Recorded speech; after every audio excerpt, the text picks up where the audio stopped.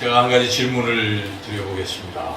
여러분, 인생에서 누군가에게 공짜로 뭘 받아보신 적이 있나요? 선물을 받는다. 뇌물이 아니고 그냥 선물 받고 누가 그냥 주는 것을 이렇게 받을 때 참 기쁘죠? 안 기쁩니까? 기쁜 분만 아멘 해보세요. 네. 근데 하나님께서도 우리에게 각양 좋은 선물을 주시는 줄로 믿습니다. 여러분이 한번 생각해 보십시오. 하나님 선물은 공짜예요. 내가 뭘 잘해서 주시는 게 아니라 그냥 하나님께서 내게 주시는 어떤 좋은 것들이 무엇일까? 내가 지금까지 살아오면서 하나님은 내게 어떤 좋은 선물을 주셨는가?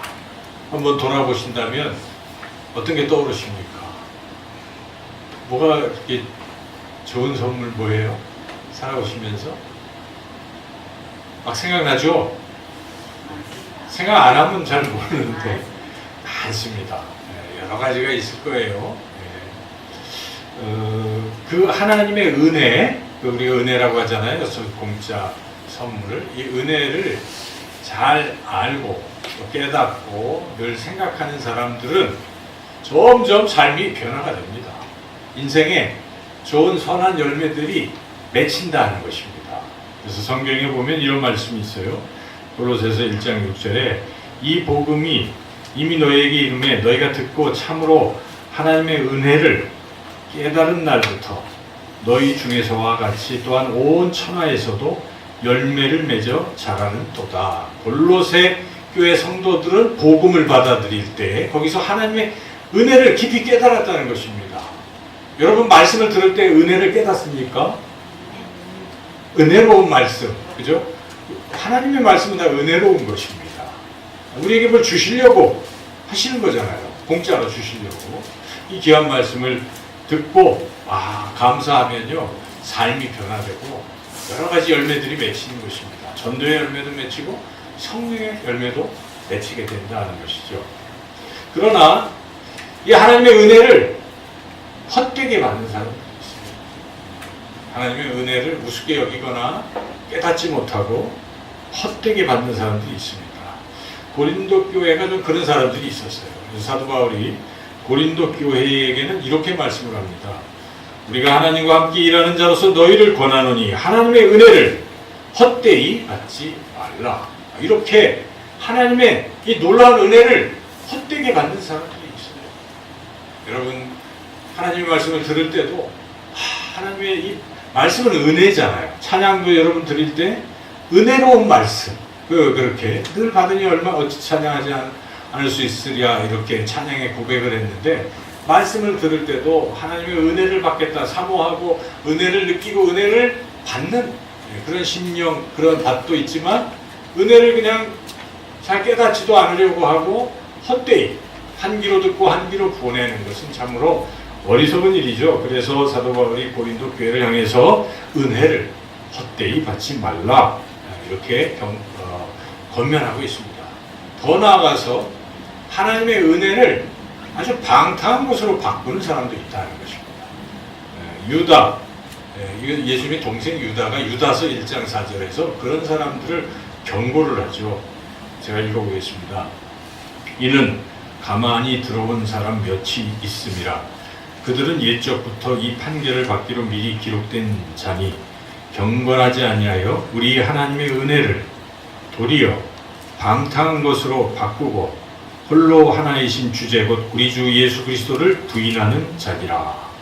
하나님의 은혜를 은혜로 여기고 감격하기는커녕 이 가만히 들어온 사람들은 은혜 우리가 예수님 믿고 죄사함 받았으니 이제 죄 짓고 마음 놓고 살자 이런 이단이 들어온 거거든요. 그렇게 하나님의 은혜를 방탕한 것으로 바꾸는 사람도 있다는 것입니다. 우리 신앙생활 잘못하는 사람들은 그런 사람들이 있어요. 나 교회 다니고 나 예수님 믿었으니까 나는 천국 가는 티켓은 이미 받았어. 내 앞으로 인생은 마음 놓고 죄를 짓자. 죄를 회개하는 것도 죄야. 어떤 그 이단이 그랬잖아요. 그렇게까지 하면서 이것을 왜곡하고 바꾸는 것 하나님의 은혜를 정말 훼손시키는 하나님의 은혜를 나쁜 것으로 바꿔버리는 그러한 사람들이라는 것입니다. 여러분, 하나님의 은혜로 여기고 늘 깨닫고 은혜 안에서 살아가시기를 축원합니다. 오늘 읽은 이 본문 말씀을 통해서 좀 더 구체적으로 하나님의 은혜가 무엇인지를 우리가 다시 한번 확실하게 깨닫고 또 감격하는 그런 시간이 되기를 소망합니다. 먼저 우리 본문 말씀에 23절 말씀 같이 한번 읽겠습니다. 3장 23절 말씀 같이 읽겠습니다. 모든 사람이 죄를 범하였음에 하나님의 영광에 이르지 못하더니. 모든 사람이 죄를 졌다라고 사도 바울은 말씀하고 있는데, 먼저 우리가 이 죄가 뭔지부터 생각해 봐야 되겠습니다. 여러분, 죄가 무엇입니까? 죄하면 떠오르는 것은 보통 사회 법규를 어긴 것을 자꾸 생각하잖아요. 교통법규를 어기는 것도, 음주운전을 하는 것도, 또 횡단보도를 마구 건너는 것도, 무단횡단하는 것도 죄 아니겠어요? 이런 것들이 떠오르실 것이고, 또 뭐가 있습니까? 다른 사람과의 관계에서 다른 사람에게 좋지 않게 하는 것, 훔친다든지, 거짓말을 한다든지, 폭력을 사용한다든지, 이런 거겠죠. 또는 간음은 어떤 남 부부의 관계를 깨뜨리는 거잖아요. 그런 또 사회적으로 그런 분위기를 조장하는 음란한 행위, 이런 것도 다 죄죠. 우리가 그런 것들을 이렇게 흔히 떠올립니다. 더 심해지면 뭐 살인, 강도, 뭐 이런 폭력적인 것도 이제 우리가 죄로 생각하는데, 그런데 이 성경에서 말하는 죄는 무엇입니까? 성경에서 말하는 죄는 그런 도덕적인 것을 포함해서 하나님이 정하신 법이 있어요. 하나님이 정하신 원칙이 있는데, 이 원칙대로 안 사는 것을 죄라고 하고 있습니다. 하나님의 명령이라고도 할 수 있고 법이라고도 할 수 있고, 우리가 성경을 그렇게 말할 수 있겠죠. 그래서 그런 것들은 두 가지입니다. 꼭 해서는 안 된다, 하지 말라, 이런 게 있잖아요. 하지 말라. 또는 이거 꼭 하라. 두 가지가 있어요. 사람들은 하지 말라만 죄라고 생각해요. 하지 말라고 하는 것, 범한 것을 죄라고 생각하지만 그렇지 않습니다. 해야 되는데도 안 하는 것, 직무유기 죄입니다. 공무원이 자기가 해야 될 일 안 하면 직무유기죄예요. 제가 차를 운전하고 가다가 그런 상상을 해봤어요. 어떤 사람이 휙 돌려고 하더라고요. 경찰이 이쪽에 있으니까 제대로 딴 데로 이렇게 가는 모습을 제가 봤거든요. 그러다가 만약 저 사람이 경찰이 있는데도 그냥 중앙선을 침범했다면 경찰이 내버려 둘까? 귀찮아서 나 바빠서 그냥 갈까? 그러면 그 경찰을 우리가 뭐라고 해야 돼요? 바쁜가 보다 하지 않습니다. 직무유기입니다. 교통경찰은 잡아야 되잖아요. 그러니까 자기도 체면상 자기가 해야 할 일을 할 수밖에 없는 것이죠. 그래서 이 죄라는 것은 자기가 꼭 해야 될 일을 안 하는 것도 죄라는 것입니다. 성경에는 그렇게 하라 하지 말라 많은 것들이 있어요. 최초로 죄를 지은 사람이 누구입니까? 하와겠죠. 하와와 이제 아담. 어떤 죄입니까? 선과 악을 알게 하는 나무 열매를 따먹은, 그게 왜 죄입니까? 하나님이 말씀하시잖아요. 이거를 따먹지 말라. 따먹으면 정령 죽으리라. 하지 말라라고 했는데 불구하고 따먹어버렸단 말이에요. 그것은 하나님 말씀을 듣지 않은 것입니다. 불순종한 것입니다. 그래서 죄의 핵심을 얘기하는 것입니다. 불순종하는 것을 죄라고 하는 것입니다. 그게 죄인데, 그런 기준에 따르면 우리 인간은 다 죄인이라고 볼 수가 있습니다. 우리 스스로를 돌이켜볼 때 나는 죄가 아니다 이렇게 얘기할 사람이 있겠습니까? 죄입니다. 우리 예수 믿고 나서도 죄를 또 짓잖아요. 한 주간 죄가 많이 쌓이니까 예배 드릴 때 우리가 고백 기도를 하고 또 뭐합니까? 하나님과 나만이 하는 은밀한 죄도 또 고백을 할 수밖에 없는 그런 우린 죄인이잖아요. 늘 죄 가운데 살아간다고 볼 수가 있어요. 우리만 그러는 것이 아니라 세상의 모든 사람들이 다 예외 없이 모든 사람이 죄를 범하였음에 이렇게 성경은 분명히 선언하고 있고 실제로 그렇다는 것입니다. 모든 사람이 죄를 범한 죄의 결과가 어떻습니까? 하나님의 영광에 이르지 못한다는 것입니다. 여기서 말하는 하나님의 영광은 무엇이겠습니까? 우리가 좀 영원롭게 살지를 못하게 된다는 것입니다.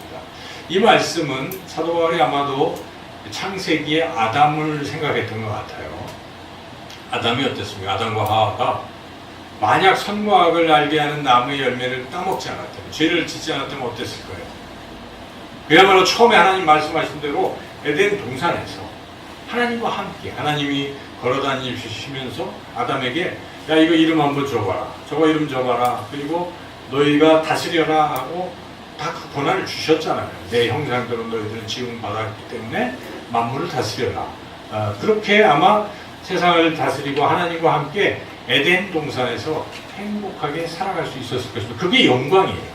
하나님의 영광이라고. 그러니까 죽은 뒤에 하나님 나라 천국에서 살아가는 것도 그런 걸 거예요. 또는 이 땅에서도 어떤 분은 하나님과 함께 그러한 기쁨과 평안을 누리면서 살아가는 사람들이 있지 않습니까?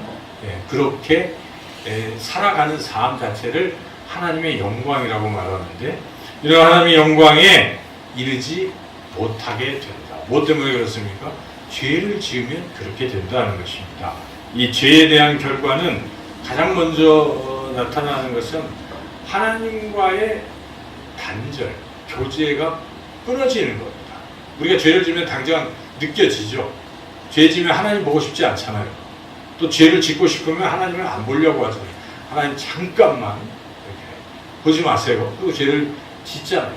그리고 저놓고 나면 왠지 서먹서먹해서 하나님과 가까이 가기를 좀 꺼려하게 되는 것이죠. 그래서 죄는 가장 나쁜 것이 하나님과 이렇게 자꾸 멀어지게 한다는 것입니다. 왜 그렇습니까? 하나님은 죄가 없으시고 거룩하시기 때문에 거룩한 것과 거룩하지 않은 것은 섞일 수가 없습니다. 물과 기름이 섞이지 않는 것은 그러하기 때문에 우리가 죄를 지면 자꾸 하나님과 분리되는데, 그 분리되는 게 좋은 게 아닙니다. 하나님과의 화목이 깨지는 순간 하나님이 주시는 영광과 하나님이 주시는 풍성함과 그 비교로운 그 좋은 것들이 다 끊어지는 것이에요. 동시에 아담과 하와가 에덴 동산에서 쫓겨나서 그 다음부터는 어떻게 됩니까? 땀을 흘리고 열심히 해야 먹고 사는 거예요. 그나마 엉겅퀴가 나오고 잘 안 되는 것입니다. 그것은 하나님과의 단절이 있기 때문에 그렇다는 것입니다. 이렇게 인생을 살면서 하나님과의 교제가 끊어지면 내 마음대로 살아서 좋을 것 같지만 좋을 게 하나도 없다는 것입니다.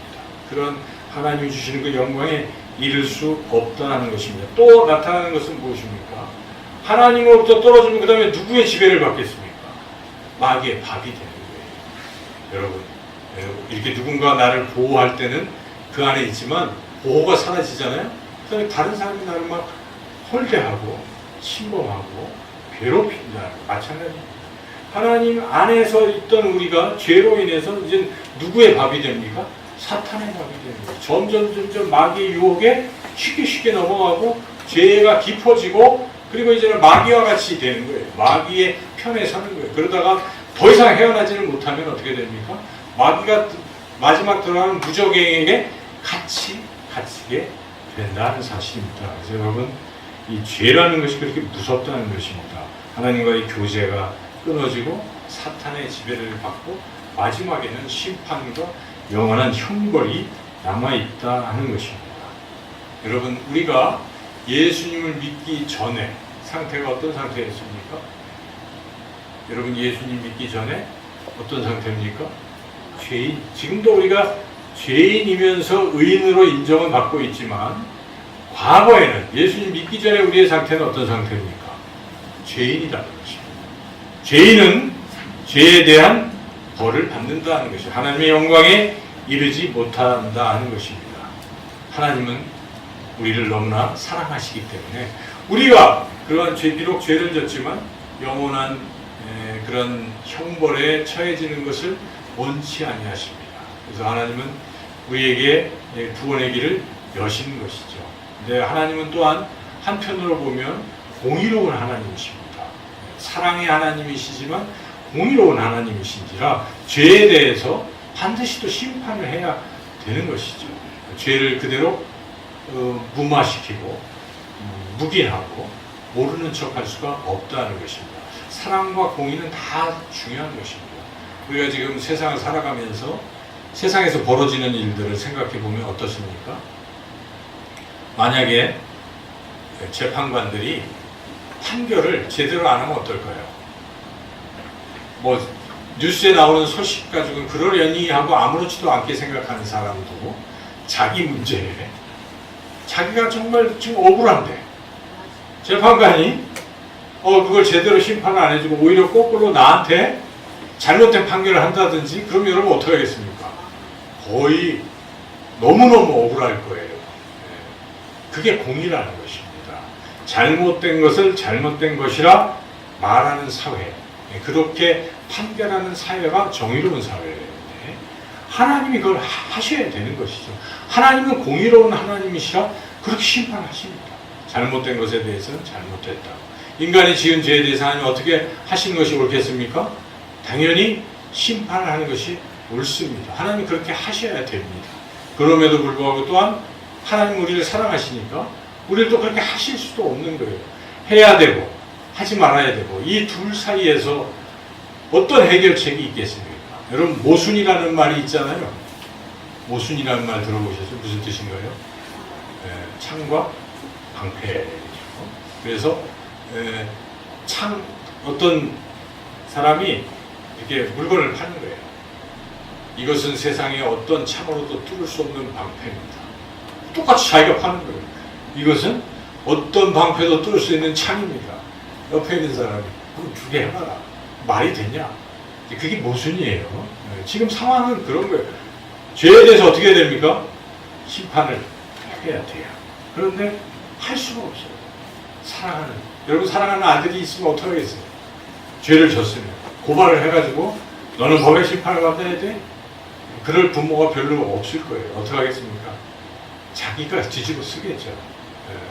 야, 내가 했다고 해라. 너는 여기 있어.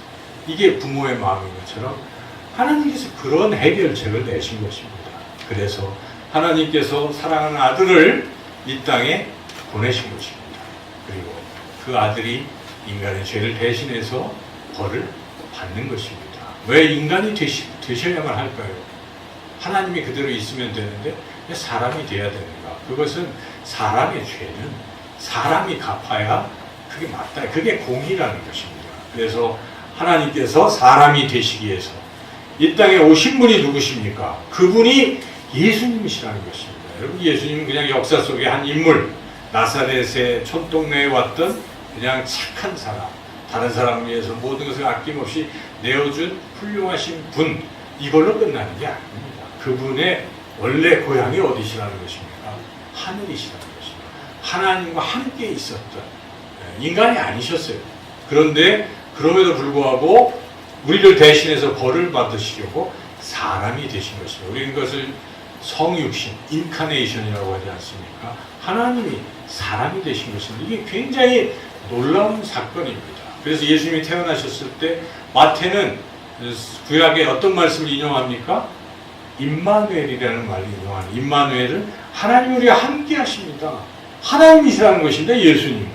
여러분 이 부분을 놓치면 우리 신앙이 잘못되는 거예요. 예수님은 하나님이십니다. 그럼에도 불구하고 사람이 되셨어요. 우리와 같은 그러한 낮은 자세로 왜 오셨습니까? 우리를 대신해서 우리의 죄를 짊어지시기 위해서 오신 것입니다. 우리는 각기 제 길로 갔거늘 여호와께서는 우리 모든 우리의 죄악을 누구에게 담당시켰습니까? 그에게 담당시키셨도다. 그가 바로 예수님입니다. 예수님이 오시기 700년 전에 선지자 이사야가 예언한 내용이에요. 그것을 예수님은 성취하신 것입니다. 하나님께서 인간이 되셔서 이 땅에 오셔서 우리의 모든 죄를 짊어지시고 그렇게 십자가에서 피 흘려 죽으신 것입니다. 이것이 하나님의 방법인 것입니다. 우리를 죄에서 살리시려고, 죽음에서, 또한 하나님과의 단절에서 우리를 다시 교제하시려고, 화목케 하시려고 예수 그리스도를 이 땅에 보내신 것입니다. 그래서 여기에 그 부분을 이제 오늘 본문의 3장 24절에서 설명하고 있는, 모든 사람이 죄를 범해서 하나님의 영광에 이르지 못했는데 하나님이 이렇게 하셨다는 것입니다. 24절을 읽어보겠습니다. 그리스도 예수 안에 있는 속량으로 말미암아 하나님의 은혜로 값없이 의롭다 하심을 얻은 자 되었느니라. 말이 좀 어려운데요. 결국 하나님의 은혜로 됐다는 것이죠. 첫째 핵심은 하나님의 은혜, 공짜로. 이 모든 일은 공짜로 그냥 하나님께서 해주시는 거예요. 선물로 우리를 그렇게 해주셨다는 것입니다. 그 방법은 예수 그리스도를 통해서 예수 그리스도 안에 있는 속량으로 하셨다는 것입니다. 속량이라는 단어는 굉장히 어려운 말이에요. 옛날 말이고 해서 잘 이해를 못할 것입니다. 속은 값을 지불한다는 뜻입니다. 속자는. 량은 이렇게 풀어준다. 풀어줄 량입니다. 그래서 이 뜻은 지금 인질로 잡혀있는 사람이 석방되기 위해서는 몸값을 지불하듯이 노예로 살던 사람이 종으로 살던 사람이 해방이 되려면 어떡합니까? 그 값을 지불해야 해방이 되는 것처럼 그렇게 하신 것입니다. 우리가 죄, 죽음의 권세, 사탄의 권세에서 죄의 종이요 사탄의 종이요 노예가 되어 있었습니다. 죄 때문에 우리가 죄를 져서 그렇게 됐잖아요. 하나님과 관계가 끊어지고 지금 사탄의 올무에 갇혀서 그런 존재가 되는데 여기서 우리가 건짐을 받으려면 우리 하나님께서 지불하셔야 된다는 것입니다.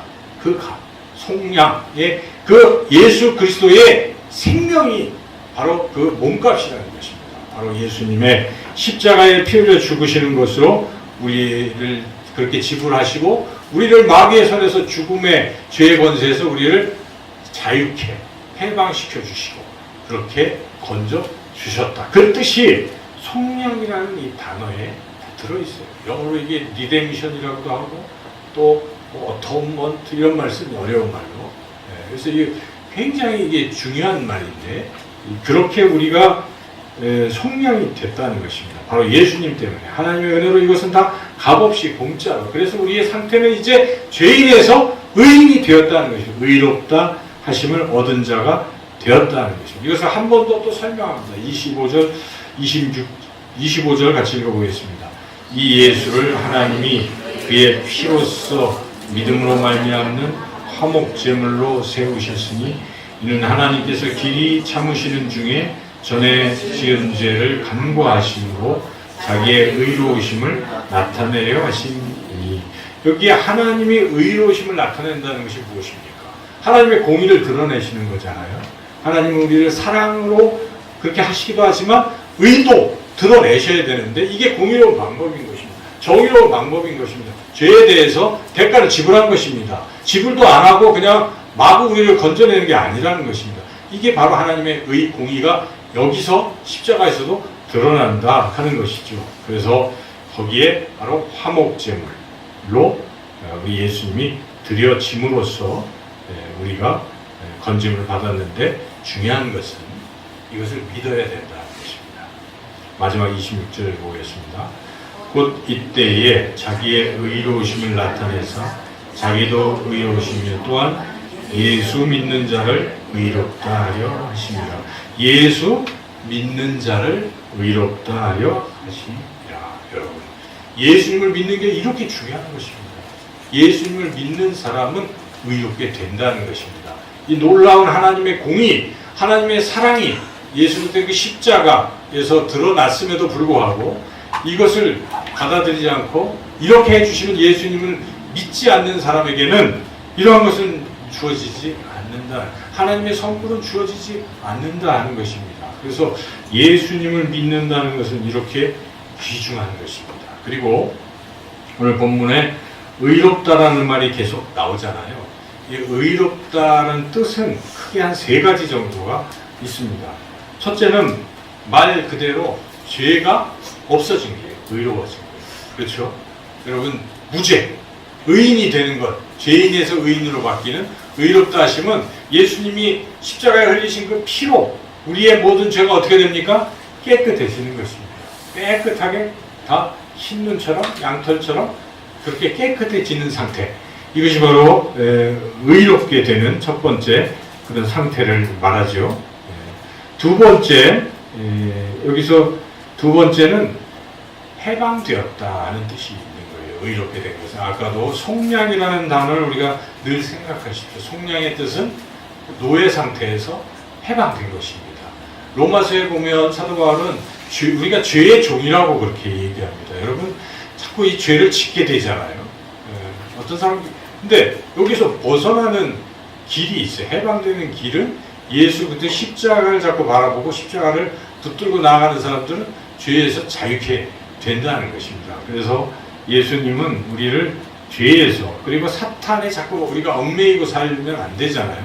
사탄을 이겨야 돼. 예수 십자가로 우리가 거기서 벗어나는 것입니다. 사탄의 권세에서 해방되는 것입니다. 그리고 우리는 궁극적으로 죽음에서도 해방이 됩니다. 예수님이 부활하심으로 우리는 다시 또 살아나는 것이죠. 그 모든 것에서 우리는 해방돼. 그래서 우리가 해방되었네, 자유케 되었네, 죄에서 자유를 얻게 하시는 보혈의 능력이라는 것입니다. 바로 십자가로 우리가 이렇게 의롭게 되는데, 의로움이라는 것은 자유함이 있다는 것이죠. 마지막 굉장히 중요한 뜻이 또 하나 있습니다. 그것은 하나님과의 관계가 회복된다는 것입니다. 의롭게 되는 것은 신학적으로 관계가 바르게 됐다라는 뜻이 굉장히 중요한 뜻 중에 하나예요. 제3 의롭다 할 때 의라는 것은 관계를 얘기하거든요.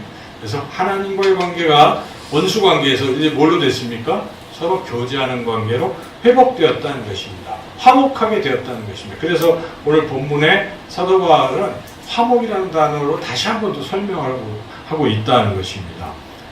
3장 25절 같이 한번 읽어보겠습니다. 이 예수를 하나님이 그의 피로써 믿음으로 말미암는 화목 제물로 세우셨으니 이는 하나님께서 길이 참으시는 중에 전에 지은 자를 간과하시고 자기의 의로우심을 나타내려 하십니다. 화목 제물이라는 뜻이 무엇이겠습니까? 화목해 하는 제물이에요. 하나님과 우리 사이를 화목해 하는 것입니다. 구약에도 여러 제사들이 많잖아요. 번제, 소제, 화제, 속제제, 속건제, 여러 가지가 있어요. 그 중에 화목제라는 것도 있어요. 화목제는 뭡니까?